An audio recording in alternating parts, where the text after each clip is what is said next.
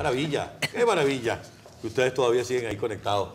¿Qué me iba a Denle decir? usted la bienvenida a nuestro Yo le doy la bienvenida. Claro, Bueno, usted. pero aquí ya ustedes lo están viendo, Mira ¿verdad? lo que le voy a decir, mira lo que le voy a decir. Mira.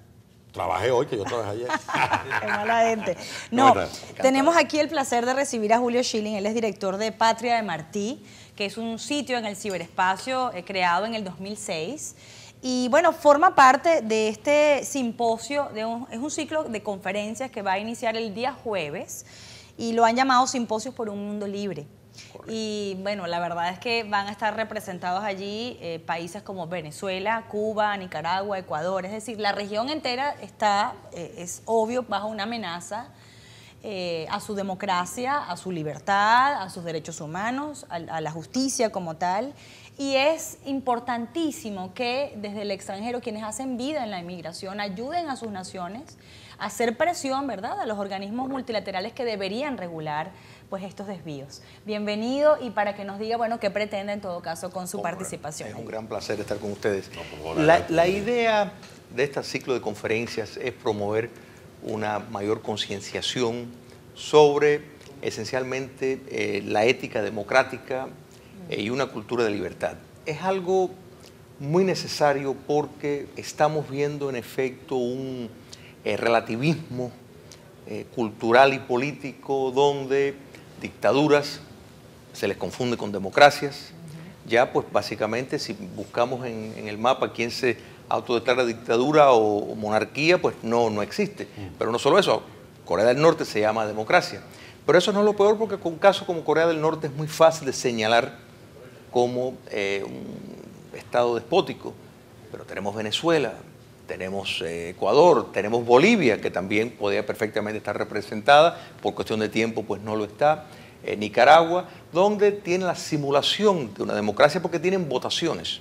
Exacto. Tienen votaciones, tienen una oposición que se tolera, pero el esquema que existe básicamente les limita la posibilidad de realmente competir. La rama judicial está en manos de la dictadura. Entonces, este tipo de modelo ha dejado a las democracias sin saber cómo responder. Entonces, el propósito de estas conferencias que tenemos una vez al mes, siempre con un tópico diferente, es precisamente facilitar y profundizar sobre conceptos, por ejemplo, de lenguaje que se ha desnaturalizado. La democracia es un caso clásico donde muchas personas, tú le dices democracia y bueno, están con la confusión. No, sí, en Nicaragua hay democracia, tuvieron una votación, en Ecuador hay democracia, mire, se puede escuchar. Pero lo que Saddam Hussein tenía elecciones también. Tenía elecciones también. Esa es Corea del Norte hay elecciones, es más, votan el 99% de las personas, pero eso no te dice nada, absolutamente nada. También para el Parlamento. En Cuba también hay elecciones y ellos te argumentan de que tienen una democracia perfecta. Ahora, profesor, se me ocurre preguntarle, porque ha hecho usted el ejemplo, o ha utilizado como ejemplo a los países, llamados países del ALBA, el eje Caracas, La Paz, Quito, pero todo eso tiene su raíz en La Habana. Claro. Y es infantil no creer que este es un diseño de un nuevo tipo de régimen diseñado por el aparato, ni siquiera por Fidel Castro, por el aparato dictatorial cubano. Tal cual, mira, con la caída del comunismo soviético, en efecto, en lo que se ha llamado el Foro de Sao Paulo, se estructuró este tipo de modelo. En otras palabras, se llegó a la conclusión de que ya no había la capacidad económica, con la quiebra de la Unión Soviética, para facilitar la guerra de guerrillas, las guerrillas urbanas. Entonces, pues había que escoger un nuevo modelo. Y se decidió hacer lo que había intentado hacer Salvador Allende años atrás. En otras palabras, entrar por la vía democrática y después subvertir el orden. Que en efecto esto no es nada nuevo. Así llegó el fascismo al poder. O sea, Adolfo Hitler llegó por elecciones. Él no llegó por una invasión o por guerrillas. Él fue electo democráticamente, pero una cosa es ser electo democráticamente y otra cosa es gobernar democráticamente. Entonces, en esa trampa bien organizada también, pues Salvador Allende en efecto estaba haciendo exactamente lo mismo y entonces, pues claro, se le frustró su proyecto. Entonces, desde el Foro de Sao Paulo, en efecto, es que surge este nuevo modelo donde se penetra las instituciones democráticas, se tienen elecciones y después se convierten en votaciones porque la idea de separación de poderes, que es fundamental en un modelo democrático, deja de existir.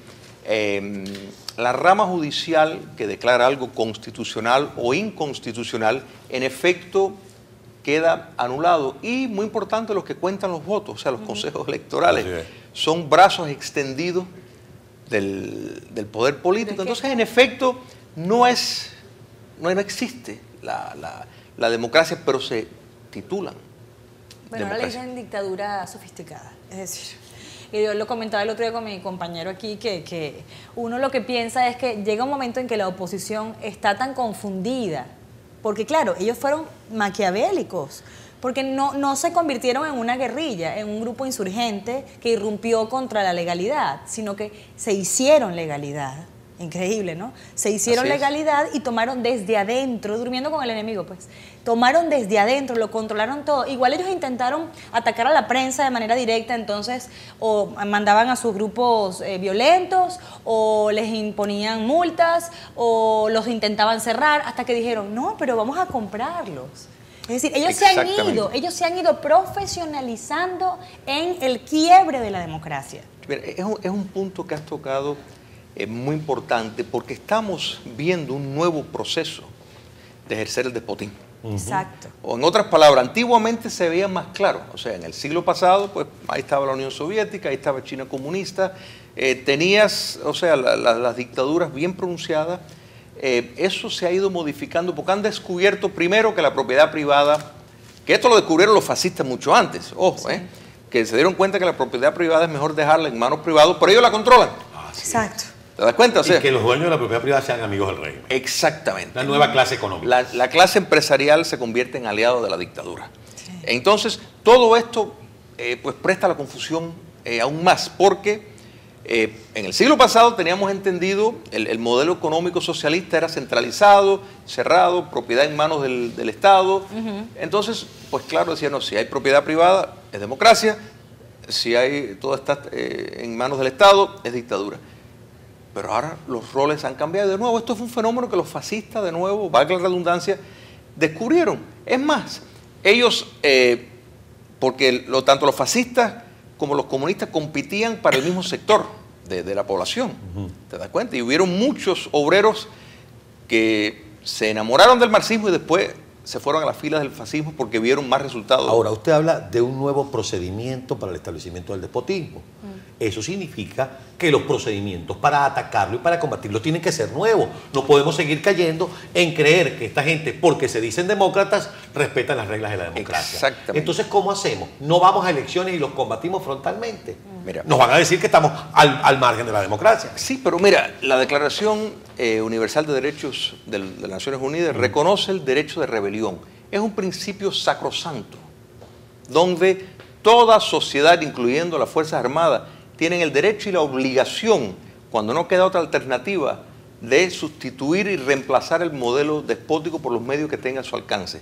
Y esto es algo que también han trabajado estas dictaduras, porque usando canales y peones como la OEA, por ejemplo, en efecto han decidido, bueno, por golpe de Estado no se reconoce a nadie. Entonces ellos entran al poder con votaciones, se mantienen por el fraude, se mantienen por la compra de la oposición, por las concesiones que le dan a la clase comercial. Entonces, en efecto, tienen la simulación de una democracia, y cualquier oficial que ellos sospechen que pudieron serle fiel, van presos. Las cárceles en Cuba, en Venezuela, están llenas de oficiales que ellos sospechan de tal vez... Lo que pasa es que los organismos multilaterales, cuando hay sistemas como estos que se han profesionalizado, son sofisticados, pues evadiendo la democracia o anulándola, entonces no hacen nada en realidad efectivo. Pero cuando se revela la sociedad o se revela la Fuerza Armada, entonces ahí se pronuncian para decir que ellos no pueden respaldar una ruptura del hilo constitucional. Entonces, el caso de Honduras es un caso clásico. Allá iba. No quería complementar la exposición por ejemplo, de mi compañero, pero eso, Ergo Honduras. Exacto. Un caso clásico. A lo mejor se salieron del librito, pero impidieron que se estableciera. Exacto. No, pero es que la Constitución, o sea, era el expresidente Zelaya quien estaba violando la Constitución, igual que Salvador Allende. Pero como la viola Maduro, como la viola Ortega, como la viola Evo, Hace como la 16 viola años. Correa. Vamos a la pausa, pero Sí. con eso vamos a seguir con esto que Sí, está bien sí, sí. interesante. Ya volvemos. Que no se mueva. Y si quiere participar, ya le damos a los números telefónicos.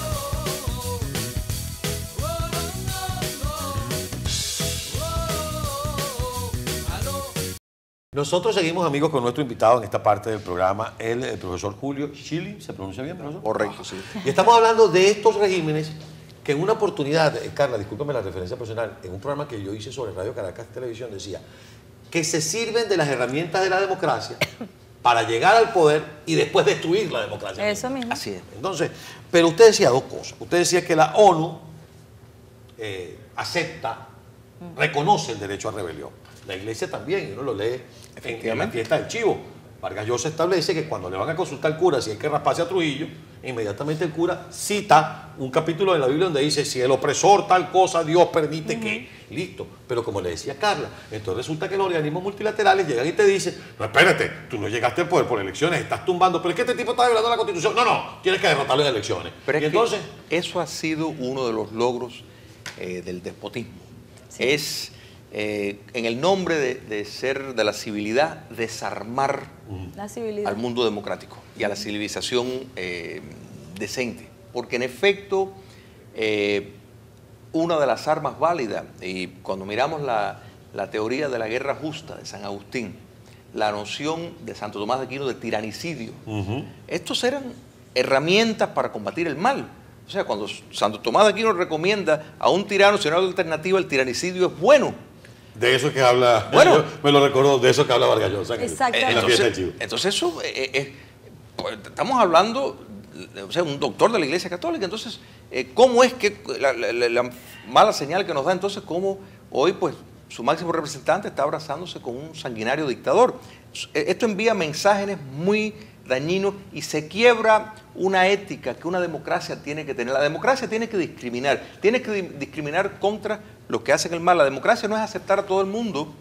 No, tú no puedes aceptar lo que te van a destruir si llegan al poder. Entonces tiene determinados valores normativos. O sea, de lo contrario, si no se observan, y entre esos valores normativos es, por ejemplo, el tema del comercio. Bueno, todos queremos ser prósperos, pero hay que tener determinadas líneas. Esto Rómulo Betancourt lo tenía bien claro con su doctrina Betancourt, que en efecto dijo, bueno, no vamos a tener relaciones ni con dictaduras ni de derecha ni de izquierda. Y pagaba un precio económico porque sin duda habían productos venezolanos que no se iban a poder exportar, pero había una ética democrática que él Y logró respetó. Rómulo con eso estabilizar la democracia en Pero Venezuela claro, fue uno por de los casi mejores 40 aliados que años. tuvo la democracia en el continente. Todo eso ha ido por la ventana para afuera.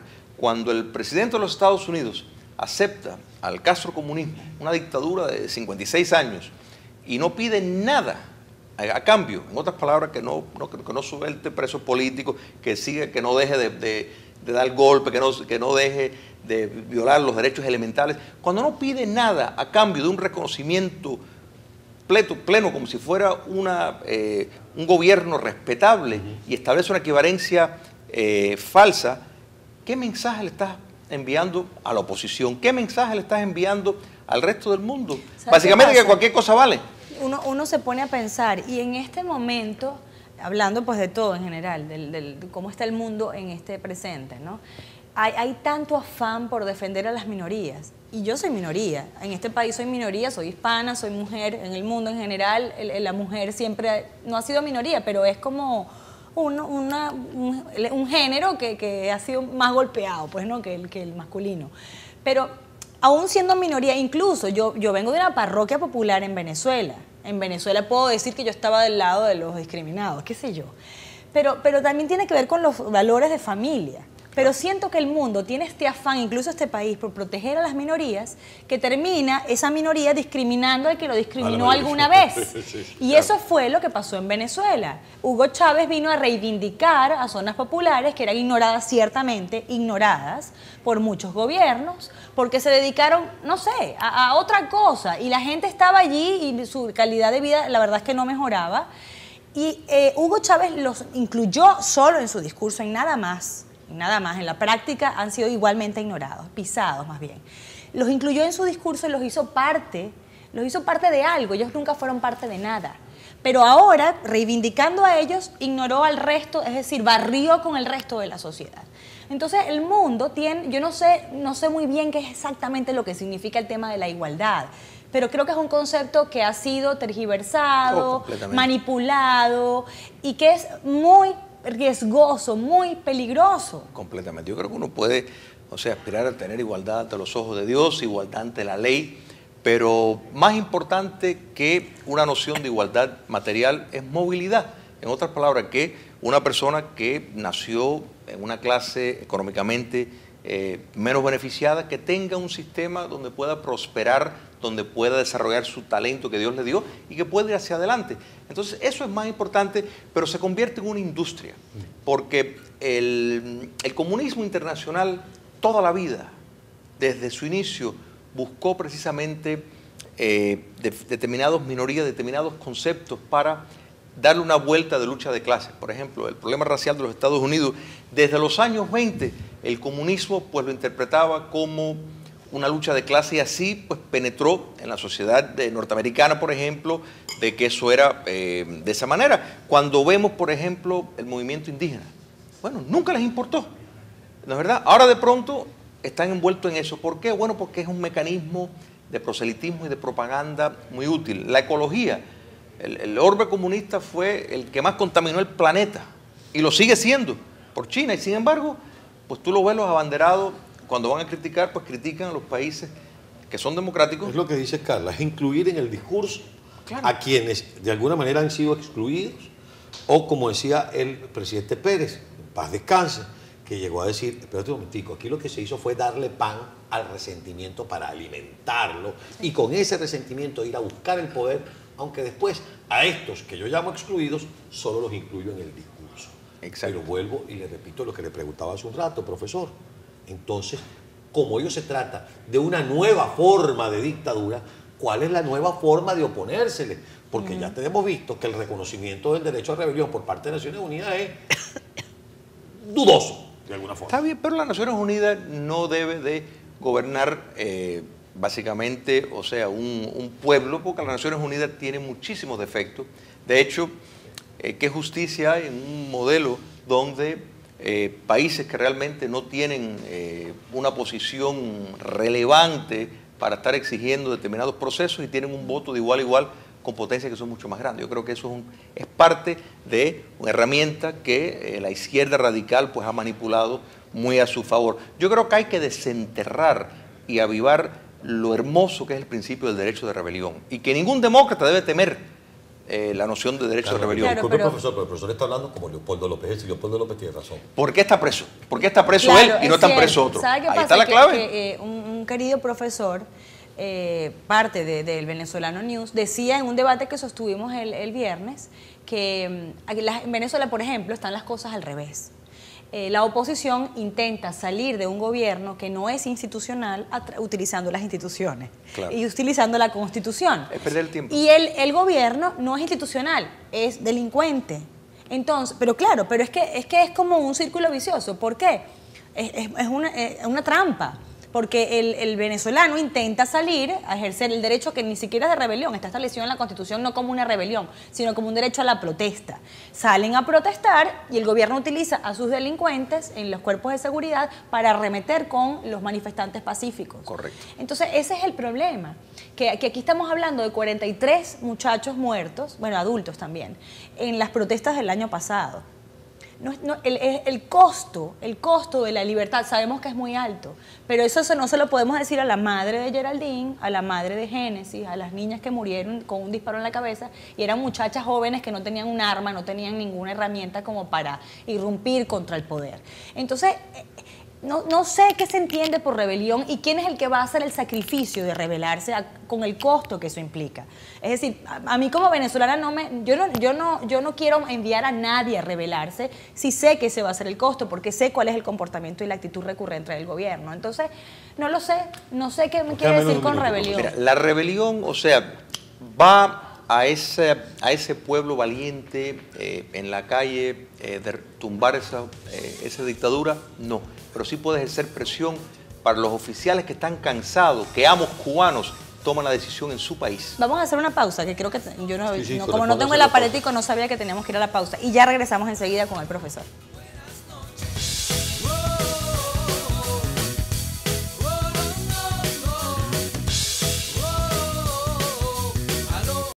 Continuamos, amigos de Aló, buenas noches, con nosotros el profesor Julio Schilling. Quiero decirles que en la próxima parte del programa vamos a continuar con los participantes de este foro que se denomina Dictaduras con Capitalismo en los casos de Venezuela, Ecuador y Nicaragua. ¿Qué papel juega la clase empresarial? ¿Qué impacto tiene la oposición? ¿Qué pasa con respecto a los derechos humanos? Todo esto a partir del jueves 11 de junio a las 6 de la tarde en el West Dade Regional Library, o sea, en la biblioteca regional de West Dade. Esto queda en el 9445 Coral Way. Pero Carla le había dejado al profesor Schilling una inquietud con referencia a esto que estamos discutiendo, a esta nueva modalidad de dictadura que se impone en el continente. Bueno, hemos ido desde Fuente Ovejuna, en el corte comercial, hemos citado todo lo que hace referencia de Santo Tomás de Aquino a Lope de Vega. Exactamente, a cómo deshacerse de los tiranos, pero planteábamos también que en un mundo moderno como esa no es pues una posibilidad. Si nos vamos al tema de los derechos humanos, no sé, de los acuerdos internacionales que hay y por simple pues lógica, ¿no? Pero usted está hablando de la rebelión y queremos saber qué es lo que entiende realmente por la rebelión, porque en un país como el nuestro, como Venezuela, el costo ha sido muy, muy alto. Entonces no entendemos de qué manera se puede rebelar un pueblo sin que sea demasiado lo que hay que pagar por eso. Mira, el hecho de que hay tantos oficiales venezolanos presos es señal de que sí había movimiento dentro de las Fuerzas Armadas interesados en remover una dictadura, que es un acto patriótico, es un acto moral, es un acto cristiano. Entonces, cuando esa fuerza venezolana, ese pueblo que estaba en la calle, determinada corriente de la oposición, pidió que se fueran para la casa, sirvió los intereses del despotismo. Yo creo que hay que entender claro que a veces las mejores intenciones de muchas personas, por lo que se estableció previamente, una dictadura como la que hay en Venezuela, no va a responder a normas democráticas o procesos democráticos porque no es una democracia. O sea, es una clara dictadura que tolera una oposición, tolera determinadas libertades, pero todo donde existe un marco. Cuando el dictador Maduro, en efecto, le da licencia a oficiales de las fuerzas públicas que maten a manifestantes, ¿por qué lo hace? Para intimidar, para causar terror, porque el terror moviliza a las personas de puerta para adentro. Y eso es lo que están buscando. Ahora, ante eventos como ese, lo hemos conversado en este programa harto, el tema de lo que la comunidad internacional dice, piensa o actúa. La comunidad internacional hasta hace poco parecía que se le había olvidado que existía un país que se llamaba Venezuela. Sí. Y de un tiempo a esta parte, los que eran presidentes cuando Chávez llegó al poder y ahora son expresidentes, se les agradece que lo hagan. Y lo reconoció en este programa el presidente Quiroga. Nos pidió disculpas. Sí, ofreció una disculpa por eso. Pero entonces hoy se preocupa por lo que ocurre en Venezuela. ¿Hasta qué punto eso es, perdónenme el término, útil? ¿Hasta qué punto funciona que el Papa quería conversar con Maduro y a Maduro le dio una conveniente otitis para no ir a conversar con el Papa Francisco? El mismo gestor que logró el entendimiento entre Castro y Obama. Mira, la presión internacional funciona. ¿Quieres ver un caso clásico? Sudáfrica racista. ¿Por qué concluyó? Bueno, porque hubo presión internacional. Las empresas se fueron simplemente porque el costo, el precio que iban a pagar de relaciones públicas de permanecer en Sudáfrica con un régimen racista era más alto. Preferían perder millones a dejar de ganar millones por personas que le iban a boicotear sus productos porque tenían alianzas con esa dictadura. Eso fue una campaña formidable y dio frutos, no hubo que disparar ni un tiro. En cambio, lo que hemos visto es lo que predicó y lo que habló el comunista Antonio Gramsci, que estuvo unos cuantos años preso y le dio tiempo a pensar todas estas cosas, que él dijo que la cultura, su gran discrepancia con Marx era que la cultura tenía más importancia que la economía. Entonces, si tú definimos la realidad por la cultura, pues si tú impactas la cultura, puedes más o menos predecir el comportamiento. Y eso es lo que estamos viendo, donde sociedades democráticas, organismos que están supuestos a estar ahí para defender la democracia, porque de nuevo las Naciones Unidas tiene esa gran declaración hermosa y no se va a reforzar. Es más, ha pasado una serie de medidas. La obligación de proteger, por ejemplo, es una de ellas, donde un Estado está obligado a proteger a sus ciudadanos y no puede cometer crímenes de lesa humanidad, y si lo cometes, el resto de la comunidad internacional está obligada hasta por las armas a sacarlo.